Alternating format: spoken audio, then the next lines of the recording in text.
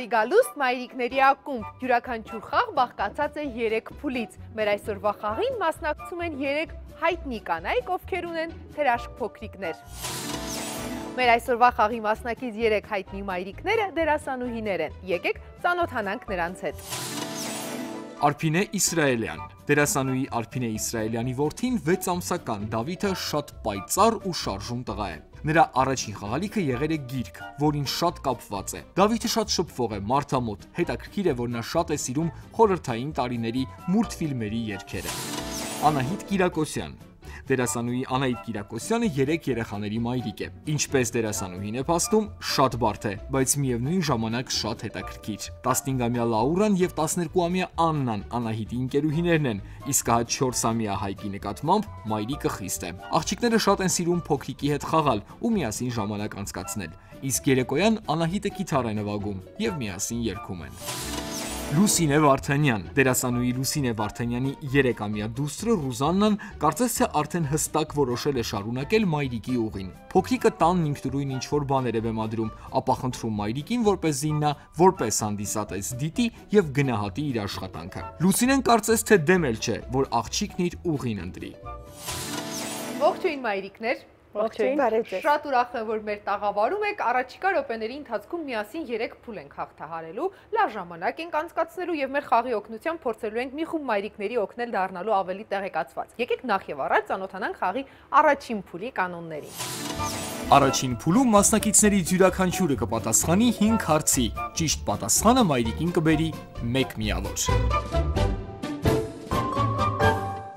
Մայրիկների ակումբում սկսված է մեր այսօրվա խաղի առաջին փուլը։ Մեր այսօրվա խաղին մասնակցում են 3 հայտնի մայրիկներ, 3-ն էլ դերասանուհիներ։ Համոզված եմ հետաքրքիր ընթացք է ունենալու խաղը։ Եվ առաջին փուլի կանոնները շատ պարզ են։ 5 հարց ձեզանից յուրաքանչյուրի համար ես ակնկալում եմ կարճ ու հստակ պատասխաններ։ Սկսում ենք առաջին մասնակցից։ Արփինե, պատրաստ եք։ Այո։ Շատ լավ, սկսեցինք։ Արփինե, արդյոք մինչև 2 տարեկան փոքրիկին կարելի է զբոսանքի տանել, եթե դրսում 15 աստիճան ցուրտ է։ Մինուս 15 աստիճանի դեպքում, այո։ Ճիշտ է պատասխանը։ Արդյոք երկաթի պակասը կարող է դեռահասների շրջանում համի զգացողության խանգարման պատճառ լինել։ Այո։ Ճիշտ է պատասխանը։ Արդյոք ինսեմինացիան արհեստական ճանապարհով կնոջ սեռական ուղիներ սերմի ներմուծումն է։ Ինսեմինացիա։ Այո։ Ճիշտ է պատասխանը եւ շատ հաճախ անպտղության դեպքեր բուժվում են հենց այս միջոցի օգնությամբ։ Մնաց 2 հարց Արփինե։ Արդյոք վիտամին D-ի անբավարարությունը կարող է հանգեցնել պտղի աճի հապաղման։ Այո։ Ճիշտ է պատասխանը եւ վերջին հարցը։ Արդյոք երեխայի պորտալարը կտրում են ծնվելուց 48 ժամ հետո։ Ոչ։ Ճիշտ է պատասխանը։ Իշեցիր քեզ։ Դադար մի քանի վայրկյան Արփինեն տվեց ճիշտ պատասխան։ Շնորհակալություն Արփինե հարցերին պատասխանելու համար եւ մենք խաղը շարունակում ենք Անահիտ ձեզ հետ։ Լավ է տրամադրությունը։ Ոչ։ Դա չի։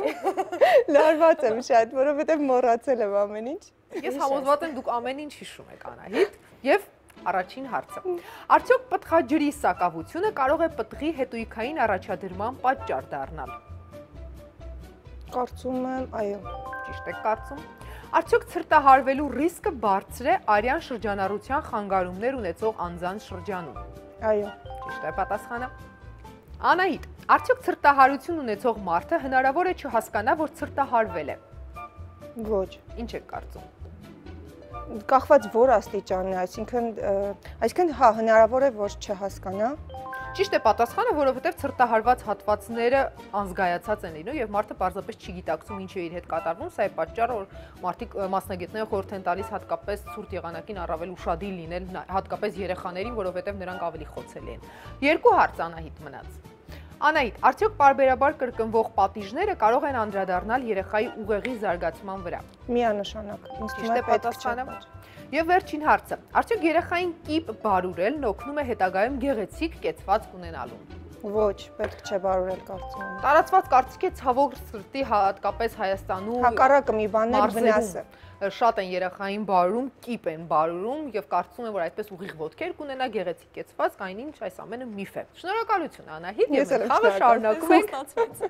Լուսինե, ձեզ հետ։ Պետք է կրկնեք նրանց օրինակը, մայրիկները փայլուն սկսել են։ Ես համոզված եմ, որ դուք էլ ճիշտ եք պատասխանելու հարցերին եւ այսպես առաջին հարցը։ Արդյոք բջջային հեռախոսից շատ երկար օգտվելու դեպքում մեծանում է գլխուղեղի ուռուցքի զարգացման հավանականությունը։ Այո։ Ճիշտ է։ Արդյոք եղունգների կրծելը կարող է փոլ լուծության պատճառ դառնալ մանկական հասակում։ Այո։ Ճիշտ է պատասխանը։ Լուսինե, արդյոք տոկոֆոբիան ծննդաբերությունից վախն է։ Այդպիսի ֆոբիա գոյություն ունի, բայց արդյոք այդպես է կոչվում։ Ինչ եք կարծում, տոկոֆոբիա։ Եկեք ասեմ ոչ։ Ափսոս որ ոչ ասեցին, ասեք այո, որովհետև այո, ծննդաբերությունից վախը, նույնիսկ այս վախը մասնագետները փաստում են, որ դեռահասության շրջանում է դեռևս ձևավորում, շատ վատ պատմություններ լսելով եւ վերածվում է ֆոբիայի։ Հաջորդ հարցը, արդյոք լոբազգիների օգտագործումը օրգանիզմում իջեցնում է խոլեստերինի մակարդակը։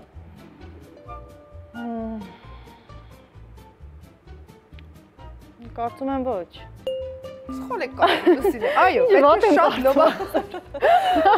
պետք է շատ լոբազգիներ օգտագործել, մասնագետներն էլ են բազմաթիվ անգամներ այդ մասին խոսել, եւ վերջին հարցը, ծնվելուց քանի օր հետո կարելի է լողացնել փոքրիկին, Լուսինե։ Ինձ թվում է երրորդ օրը արդեն կարելի է։ Իմ աղջկան երրորդ օրն է լողացել։ Այո, թվում է որպես ճիշտ պատասխան, որովհետև ծննդատանը սովորաբար առաջին երկու օրը չեն լողացնում եւ ասում են տուն գնալու առաջին օրը, իսկ դա համընկնում է կյանքի երրորդ օրը։ Կախված է սպորտի վիճակից կամ երրորդ կամ չորրորդ։ Հիմա իհարկե մասնագետները նույնիսկ դրան ուշադրություն չեն դարձնում, բայց արդեն երեխային տուն տանելուց հետո, այսինքն կյանքի երրորդ օրը կարելի է հանգիստ փոքրիկին լողացնել։ Իհարկե երբեմն հանդիպում են դեպքեր, երբ երեխային 40 մինչև 40 կլրանալը չեն լողացնում, ցավոք սրտի նույնիսկ մեր երկրում են նման դեպքեր տեղի ունենում, բայց երեխային պետք է լողացնել ծնվելուց հետո երրորդ օրը նույնիսկ։ Այո։ Սիրելի մայրիկներ, դե եկեք պարզենք, թե առաջին փուլում ձեզանից յուրաքանչյուրը քանի միավոր վաստակեց, սկսենք ձեզանից Արփինե։ Առաջին փուլում Արփինեն վաստակեց 5 միավոր, Անահիտը վաստակեց 5 միավոր, Լուսինեն վաստակեց 3 միավոր։ Ախ, այդ երկու հարցը։ Արխիվում երկու փուլ ունենք, համոզված եմ միավորները հավասարվելու են եւ տեսնենք թե ինչպիսին կլինի խաղի ընթացքը։ Եկեք ծանոթանանք երկրորդ փուլի կանոններին։ Երկրորդ փուլում մայրիկները կդիտեն տեսանյութ, որից հետո կհնչի 7 հարց։ Դրանց պատասխանները թաքնված են տեսանյութում։ Յուրաքանչյուր ճիշտ պատասխան մասնակցին կբերի 1 միավոր։ Մայրիկների ակումբում շարունակվում է մեր այսօրվա խաղը եւ մենք երկրորդ փուլում ենք։ Ծանոթացանք երկրորդ փուլի կանոններին։ Կանոնները շատ պարզ է, միասին դիտելու ենք տեսանյութ, այսօր խոսելու ենք բրեկետների մասին։ Բրեկետի կիրառումը երեխաների շրջանում հետաքրքիր տեսանյութը, հետաքրքիր խորհուրդներ կհնչեն, կդիտենք տեսանյութը, որից հետո ես կհնչեցնեմ 7 հարց։ Առաջինը հարցին կպատասխանի այն մասնակիցն, ով ամենաարագ կսեղմի կոճակը։ Պատրաստ եք մայրիկներ։ Դե եկեք դիտենք տեսանյութը։ Ատամների միջև արանքների առկայություն, ոչ ճիշտ ցկլթած ատամների ձգում եւ ամրացում, ատամների տեղաշարժ, կցվածքի ճիշտ ձևավորում, սրանք այն խնդիրներն են, որոնք խնամքով եւ ճշգրիտ լուծում են բրեկետ համակարգերը։ Բրեկետները ստեղծվել են 18-րդ դարում, 1776 թվականին ֆրանսիացի վիրաբույժ Պիեր Ֆոշարի կողմից։ Առաջին բրեկետներն իրար ամրացվում էին մետաղական լարով։ Դրանք տեսանելի են եւ անգամ դուրս էին գալիս բերանից եւ խանգարում մարդուն հանգիստ խոսել։ 1886 թվականին ամերիկացի բժիշկ օրթոդոնտ Էնգլեմի կողմից բրեկետների կառուցվածքը կատարելագործվեց։ Նպատակը ատամնածնոտային անոմալիաների, դեֆորմացիաների շտկումն է, այսինքն եթե ինչ-ինչ պատճառներով ծնոտի չափերի խնդիր ունենք, ատամի դիրքի խնդիր ունենք, ատամնաշարի ձևի խնդիր ունենք, մենք օրթոդոնտիկ սարքերի միջոցով կարողանում ենք վերականգնել իդեալական ձևը։ Օրթոդոնտիկ խնդիրների լուծման ցանկում ատամների բրեկետ համակարգերը զբաղեցնում են առաջին հորիզոնականը։ Դրանք ցուցված են ինչպես մեծահասակներին, այնպես էլ փոքրիկներին։ Մինչև 10-13 տարեկանը երեխաների կցվածքի թերությունները շտկելու համար որպես կանոն տեղադրվում են հատուկ շարժական սարքեր, իսկ հա դեռահասության տարիքում տեղադրվում է անշարժ բրեկետ համակարգ։ Ցանկալի արդյունքի հասնելու համար բրեկետ համակարգը պետք է կրել 1.5-ից մինչև 2 տարի։ Այդ ժամանակահատվածում մասնագետին պետք է այցելել 3-ից 4 շաբաթը մեկ անգամ։ Բրեկետները բազմաթիվ են, բազմատեսակ են, լինում են ուրեմն վեստիբուլյար մակերեսից, այսինքն ատամի դրսային մակերեսից եւ լեզվային մակերեսից։ Լինում են ինքնակարգավորվող եւ ստանդարտ բրեկետներ եւ ըստ պատրաստման նյութի տարբեր բրեկետներ կան, սկսած մեր չժանգոտվող պողպատից մինչև անգամ սապֆիր եւ տարբեր նյութեր, ոսկուց անգամ։ Կերամիկական բրեկետներն իրենց ամրությամբ ոչ մի բանով չեն զիջում մետաղական բրեկետներին։ Սրանց միակ առավելությունն էսթետիկական տեսքն է։ Ինչ վերաբերվում է ատամների պլաստմասե բրեկետ համակարգերին, պետք է իմանալ, որ դրանք կարող են ժամանակից շուտ խամրել եւ դեղնել, իսկ թափանցիկ բրեկետների առավելությունն այն է, որ դրանք անտեսանելի են, տեղադրվում են ատամնաշարի հետնամասում։ Շատ մայրիկներ թյուրիմացաբար կարծում են, որ բրեկետ համակարգը կարող է վնասել փոքրիկի ատամների էմալը։ Մասնագետները շտապում են հանգստացնել, վստահեցնելով, որ բոլոր տեսակի բրեկետները պատրաստված են բարձրորակ նյութից եւ ոչ մի կերպ չեն վնասում ատամնաշարը։ Ատամը վնասում է ոչ թե բրեկետն, այլ սխալ խնամքը, հիգիենան։ Քանի որ բրեկետներով պացիենտի համար շատ ավելի դժվար է մաքրել ատամները, սնունդը կուտակվում է բրեկետի շուրջը եւ վերջում ինչ է ստացվում, ասում են բրեկետները հանեցինք, տեղը սպիտակ մնացել է ատամի վրա։ Դա հակառակը, առողջ հատվածը մնում է բրեկետի տակը, բրեկետի շուրջը սկսվում է ախտահարվել։ Այսինքն, եթե նորմալ կարողանան հիգիենան ապահովել, նման խնդիրների հետ մենք ոչ մի գործ չենք ունենա։ Եթե բերանի խոռոչի ամենօրյա հիգիենան նախատեսում է ատամների մաքրում առավոտյան եւ երեկոյան, ապա բրեկետ համակարգի առկայության դեպքում երեխայի ատամները պետք է մաքրել ամեն անգամ սնունդ ընդունելուց հետո։ Պետք է նախապես ձեռք բերել հատուկ վեաձև կտրվածք ունեցող ատամի օրթոդոնտիկ խոզանակ, որը մանրակրկտորեն մաքրում է դժվար հասանելի հատվածները։ Ատամները պետք է մաքրել նվազագույնը 10 րոպե։ Ուշադրությամբ պետք է լվանալ հատկապես բրեկետի եւ լնդերի միջև ընկած հատվածը։ Մաքրելուց հետո ատամները, բրեկետները, օղակներն ու աղեղը պետք է փայլեն։ Այս ամենի մասին իհարկե մասնագետը ձեզ նախապես կպատմի, բայց մինչև այդ պետք է պարզի, արդյոք ձեր փոքրիկը չունի բրեկետ համակարգ կրելու հակացություններ։ Եթե ընդհանուր օրգանիզմի հետ կապված բազմաթիվ հիվանդություններ կան, որոնց դեպքում հակացուցված են բրեկետները, Հիմա որպեսզի բոլորը չնշեմ, ուղղակի ասեմ, օրգանիզմի ընդհանուր այն հիվանդությունները, որոնք որ բերում են ոսկրի խնդիրների եւ որոնց արդյունքում հնարավոր է, որ մենք ոսկրի կորուստ ունենանք, ոսկրի քայքայում ունենանք, մենք զերծ ենք մնում օրտոդոնտիկ բուժումից եւ նաեւ երբ գործ ունենք ատամի, հենց ատամի հյուսվածքի խնդիրների հետ Ուրեմն այդ դեպքում նույնպես, եթե ախտահարված է հյուսվածքը, եթե մենք համապատասխան որակի էմալ օրինակ չունենք, մենք իրավունք չունենք դնել բրեկետները։ Բրեկետները տեղադրելուց հետո պետք է առավել ուշադիր լինել երեխայի ընդունած սննդին, պետք է բացառել չիփսերը, գազավորված ըմպելիքները, պաղպաղակը, ընդեղենը, կոնֆետը, կպչուն, խրթխրթան ու կոշ սննդատեսակները, քանի որ դրանք կարող են վնասել սարքը։ Պետք է խուսափել շատ տաք կամ շատ սառը ուտելիքից, քանի որ ջերմաստիճանի փոփոխությունը կարող է վնասել օրթոդոնտիկ աղեղը։ Դիտեցինք տեսանյութը, գրեթե ամեն ինչ իմացանք բրեկետ համակարգերի մասին, հիմա ժամանակն է, որ ես հնչեցնեմ հարցերը ու լսեմ ձեր պատասխանները։ Հիշեցնեմ, առաջինը կպատասխանի այն մասնակիցն, ով ամենաարագը կսեղմի կոճակը։ Եվ այսպես, երբ է առաջին անգամ ստեղծվել բրեկետ համակարգը։ Արփին է։ 18-րդ դարում 1876 թվականին։ Ճիշտ է պատասխանը ֆրանսիացի վիրաբույժ Պիեր Ֆոշարի կողմից։ Շնորհակալություն պատասխանի համար։ Հաջորդ հարցը։ Ինչ նպատակով են տեղադրում բրեկետ համակարգեր, մայրիկներ։ Արփին են գրել առաջինն է։ Մենք ձեզ արփին։ Որպեսզի ուղղել ատամնաշարը, կծվածքը, որպեսզի ոչ մի խնդիր չլինի, կծվածքի, ատամնաշարի, ատամների հետ կապված արանքներ չլինեն, այսինքն ամեն ինչ իդեալական լինի,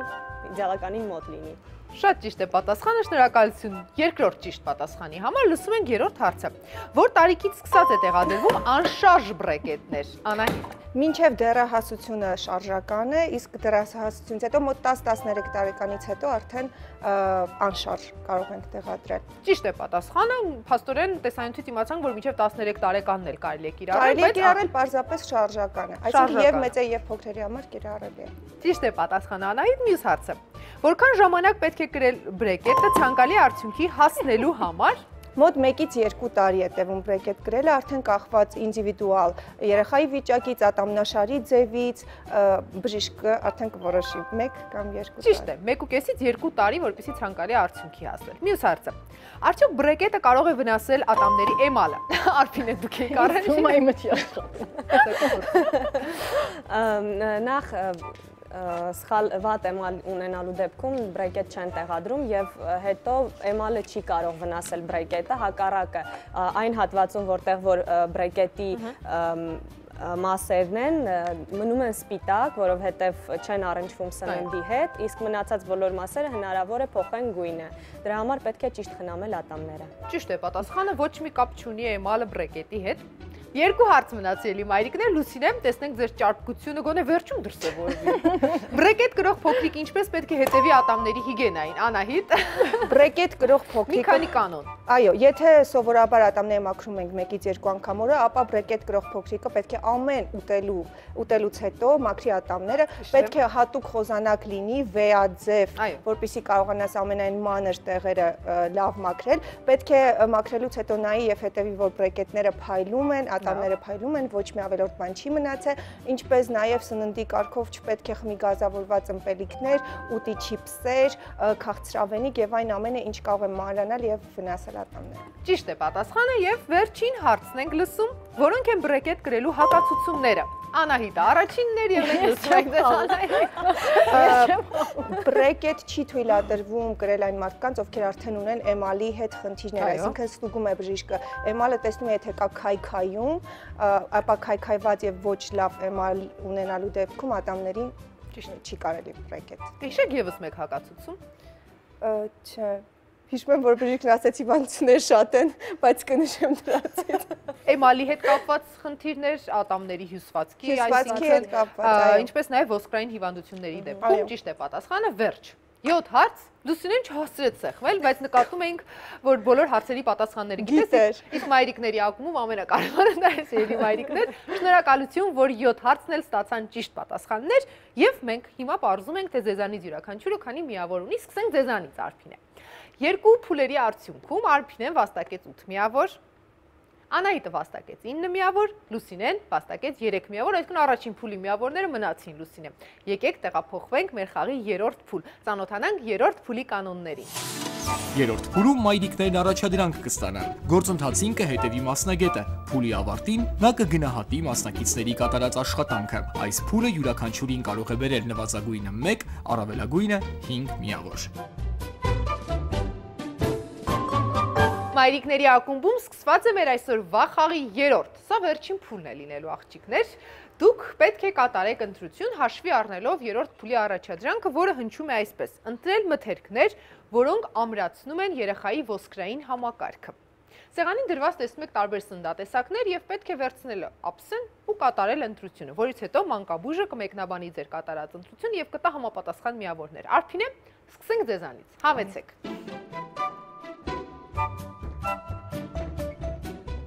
Արփինե, ձեր տղան աստիճանաբար սկսելու է հավելյալ սնունդ օգտագործել։ Արդեն սկսել եք։ Արդեն սկսել եք, բարդ ու հետաքրքիր փուլ է ձեզ համար։ Այո, շատ։ Հիմա միասին պարզենք, թե որ սննդատեսակներով կարելի է ամրացնել նրա ոսկրերը։ Փորձենք։ Սկսեցինք։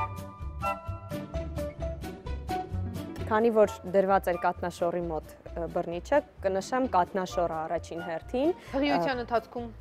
օգտագործել եք կատնաշորը։ Անկեղծ ասած, այդքան էլ շատ չեմ օգտագործել, դուր չէր գալիս այդ շրջանում կատնաշորը, փոխարինում էի կունջութով, որը էլի շատ մեծ քանակությամբ կալցի է պարունակում, իսկ մենք գիտենք, որ կալցին ամրացնում է ոսկրային համակարգը։ Կունջութ։ Նուշը ամենամեծ կալցի պարունակող աղբյուրներից մեկն է նուշը, այդ մասին էլ գիտեմ, ես այսպես երևի դնեմ նուշը։ Ձուն անպայման կնշեմ, որովհետև ներսում չեմ կարող ասել, թե պարունակում է այն կալցի թե չէ, բայց ձվի կեղևը նույնպես ամենաշատ կալցի պարունակող աղբյուրներից մեկն է համարվում։ Այստեղ տեսնում եմ կաղամբ, սպանախ, հավի կրծքամիս, Կարծում եմ հավի կրծքամիսը ևս պիտի որ պարունակի կալցի, չգիտեմ ինչու, ինտուիտիվ այդպես եմ կարծում, գուցե և սխալ եմ, փորձենք։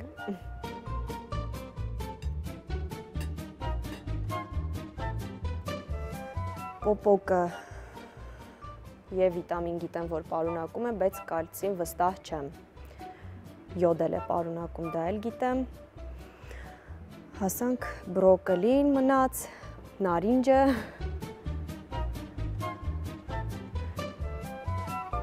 կարծում եմ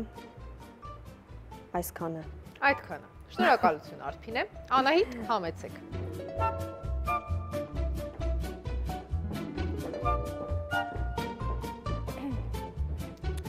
Միանշանակ առաջինը կաթնաշորը կվերցնեմ, ասեմ, որ ամբողջ հեղիության ընթացքում օգտագործել եմ կաթնաշոր գրեթե ամեն օր, որովհետև առաջին ցուցումներից էր բժշկի։ Տղան հիմա սիրում է կաթնաշորը։ Տղան այնքան էլ չի սիրում, բայց ստիպում եմ գոնե ինչ-որ մի ձևով համեմած, որ ուտի, որովհետև հենց ոսկրերի համար, կալցիի համար լավ է, ինչպես նաև կնոջ համար այն ժամանակ եղունգների, մազերի համար ասում էին, որ պետք է ուտես, որպեսզի ծննդաբերությունից հետո խնդիրներ չլինեն։ Կունջուտ կվերցնեմ կրկին կալցի պարունակելու, ինչպես նաև գիտեմ, որ աչքերի համար է շատ լավ կունջուտը, տեսողության համար է լավ, հավի կրծքամիս կվերցնեմ, եթե չեմ սխալվում, այն նույնպես օգտակար է ոսկրերի համար, կվերցնեմ ձու, ձուն ինչքան գիտեմ մինչև 1.5 տարեկան չէր կարելի երեխաներին, բայց դրանից հետո կրկին օգտակար է։ Կվերցնեմ նուշ,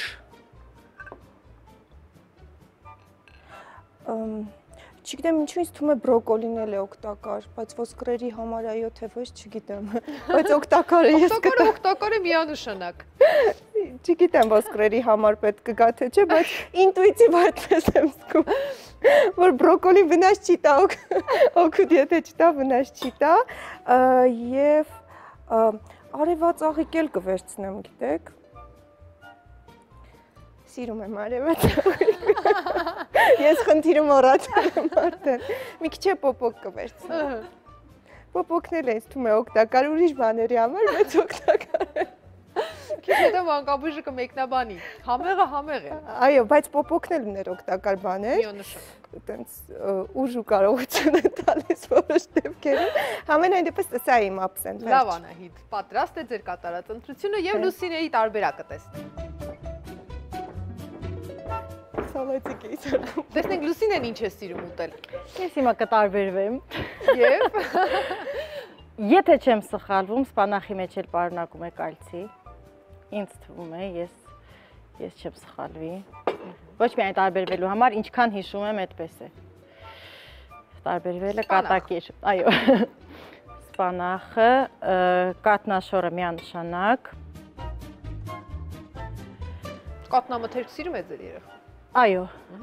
ամեն տեսակ սիրում է։ Ես հղի ժամանակ շատ եմ կերել կատնաշոր, բայց քաղցրով ինձ դուր չէր գալիս,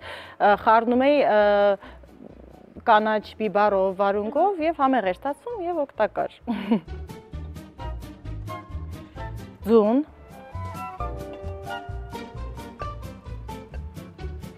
Ձուն ես աղջկաս տվել եմ 6 ամսեկանից։ Միայն դեղնուցը։ Նուշ։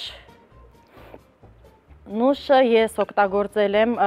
ու դա շատ բժիշկներից եմ լսել, օրը 8 հատ եթե ուտում ես հղի ժամանակ, դա բավարար քանակ է ապահովում կալցի։ Լավ։ 8 հատ տնենք։ Քանակ ապահովում։ Կունջութը, այո։ Կունջութը աղցանների եւ ճաշիկների մեջ աղջկաս նորից լցրել եմ, դա էլ է շատ լավ, բայց ուզում եմ նշել, որ կալցիի չարաշահումը լավ չի, հատկապես գաղթունի հետ կապված։ Չէ, ճիշտ չեմ, ճիշտ եմ ինձ։ Մանկաբույժից կհարցնենք։ Մանկաբույժից կհարցնենք։ Եկեք բրոկոլի էլ դնենք։ Բրոկոլին ունի ալերգիկ ֆոն, այսինքն իմ աղջիկը դա չընդունեց, բայց էլի գիտեմ, որ շատ օգտակար է, բայց սպիտակուցի հարցում նույնպես կասկածում եմ։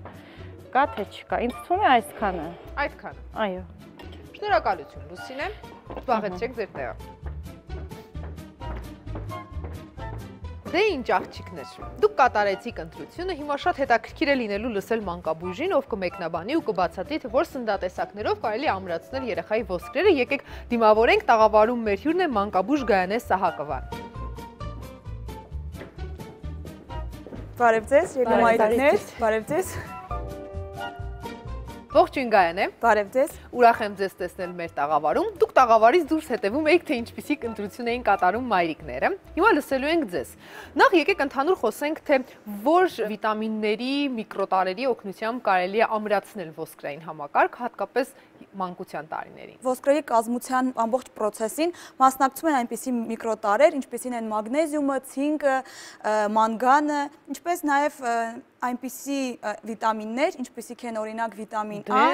D-ն եւ վիտամին C-ն։ Դե եկեք յուրաքանչյուր ապսեն սկսենք ուսումնասիրել։ Արփինեն։ Ամենից առաջ Արփինեն ընտրեց կաթնաշորը, այո, կաթնամթերքը դրանք կալցիումի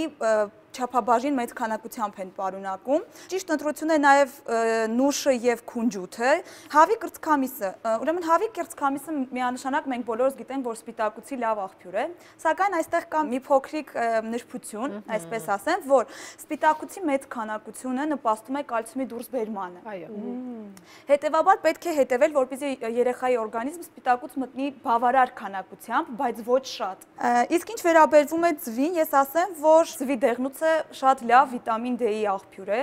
այնպես որ ձվի ընտրությունը ոսկրային համակարգի համար ճիշտ է, այսինքն ոչ միայն կալցիումի տեսակետից, բայց ուզում եմ ձեզ նշել նաև, որ չմոռանաք, որ ձվի սպիտակուցը եւս սպիտակուց է եւ ի նկատի ունենաք ընտրությունը կատարելուց։ Ինչպես նաև ուզում եմ նշել, որ շատ միկրոտարեր, ուրեմն իրենք չեն նպաստում կալցիումի յուրացմանը եւ չի կարելի օրինակ ընկույզը, նուշը եւ այլն օգտագործել կենթանական սննդամթերքի հետ, որոնք պարունակում են կալցիում, ինչու որովհետև սրանց մեջ կան ճարպաթթուներ եւ մնացած ճարպի հետ օգտագործելիս ավելորդ ճարպը խանգարում է կալցիումի յուրացմանը։ Այսինքն օրինակ նուշը կաթնաշորի հետ ցանկալի չէ։ Այո, ցանկալի չէ օգտագործել։ Արփինեն փաստորեն կատարել էր ճիշտ ընտրություն, միայն կարել էր հավի կրծքամիսը։ Մի քիչ Այո, հավի կրծքամիսը ավելի կասկածել է, եթե չափաբաժինի նկատի ունենաք, ընդհանուր առմամբ բնականաբար ինքը օգտակար։ Ընդհանուր օգտակար, բայց կոնկրետ ոսկրերի ամուսնության համար կարել է չէ։ Անահիտի ապսեն, փաստորեն կաթնաշոր կա, քունջութ կա, նուշ կա, Անահիտը ավելացրել է նաև ընկույզ։ Ուրեմն Անահիտը ավելացրել է ընկույզ, ավելացրել է արևածաղիկ եւ բրոկոլի։ Ուրեմն ասեմ, ես նշեցի, որ ուրեմն ընկույզը, արևածաղկի սերմերը, բրոկոլին եւս իրենք օգտակար են ոսկրային համակարգի համար, սակայն պետք է հիշել դրանց չափաբաժնի հետ կապված եւ սննդամթերքները իրար հետ օգտագործելու վերաբերյալ, իսկ առհասարակ նրանք նաեւ ուրեմն նորից մանգանի եւ մագնեզիումի լավ աղբյուր են, ինչպես նաեւ ցինկի։ Ուզում եմ նշել նաեւ, որ բրոկոլիի մեջ կա նաեւ վիտամին A, որը նույնպես կալցիումի յուրացման համար շատ օգտակար վիտամին է, այս պատճառով ցանկալի է եւ կարծում եմ ընտրությունը ես կհամարեմ ճիշտ, հավի կրծքամիսի Լավ, Լուսինեն ավելացրել է սպանախ։ Լուսինը շատ ճիշտ ընտրություն եք կատարել, սպանախը ես անհամբեր սպասում եմ, ով է վերջապես ընտրելու սպանախը։ Ուրեմն ուզում եմ նշել, սպանախը, ինչպես նաև տեսնում եք, կաղամբ է դրված, սպանախը, կաղամբը, բոլոր տեսակի կանաչեղենը իրենց մեջ պարունակում են բավականին լուրջ քանակությամբ կալցիում։ Շնորհակալ եմ բժշկուհի ամբողջական տեղեկատվության համար, կարծեմ տեղեկատվությունը օգտակար կլինի հետագայում երեխայի սննդակարգը ճիշտ կազմակերպելու համար։ Դե հիմա սպասում ենք միավորներ։ Արփինեն ստանում է 4 միավոր, հաջորդ մասնակիցը ստանում է 5 միավոր, ես այստեղ նշեցի, որ բոլորը օգտակար են միայն հավի կրծքամիսի չափաբաժնի պատճառով եւ էլի 5 միավոր, հատուկ նրա համար, որ դուք ընտրել եք սպանախը։ Փաստորեն այստեղ Լուսինեի ապսեից ոչինչ անել պետք չէր։ Ոչինչ անել պետք չէր, ոչ։ Ճիշտ է կատարել։ Ոչինչ անել։ Ամբողջությամբ կարելի է ընդամենը նարինջ ավելացնել եւ կաղամ։ Այո։ Շնորհակալություն բժշկուհի միավորների համար, դե եկեք բոլորով միասին պարզենք, թե մայրիկներից յուրաքանչյուրը քանի միավոր ունի։ Արփինեն 3 փուլերի արդյունքում վաստակեց 12 միավոր, Անահիտը վաստակեց 14 միավոր, Լուսինեն վաստակեց 8 միավոր։ Բժշկուհի, շնորհակալ եմ խորհուրդների համար, ձեզ հաջողություն եմ մաղթում։ Սիրելի մայրիկներ, եկեք ամփոփենք մեր այսօրվա խաղը։ Դե ինչ սիրելի մայրիկներ, ավարտին մոտեցավ նաև այսօրվա խաղը։ Հիանալի խաղ էր պետք է խոստովանեմ, որովհետև դուք տեղեկացված էիք, դա օգնում է, որպեսզի խաղն առավել հետաքրքիր ընթացք ունենա։ Միավորներից պարզ է, որ մեր այսօրվա խաղի հաղթող ճանաչում է Անահիտը։ Շնորհավորում ենք ձեզ, Անահիտ։ Շնորհակալություն։ Կարծում եմ հիանալի մայրիկներ էին ինձ հետ խաղում, բոլորն էլ իրականում կարևոր չէ, թե ով քանի միավոր վաստակեց, որովհետև մենք կարևորում ենք մայրիկի տեղեկացված լինելը։ Եվ իհարկե մայրիկների ակումբում հաղթող են բոլոր նրանք, ովքեր մայրիկ են։ Մենք մայրիկ ենք, ուրեմն հաղթող ենք։ Շնորհակալություն խաղին մասնակցելու համար, կրծքանշանները ձեզ միշտ կհիշեցնեմ, որ դուք մասնակցել եք մայրիկների ակումբին։ Հաջողություն եմ մաղթում ձեզ։ Շնորհակալություն։ Շնորհակալություն։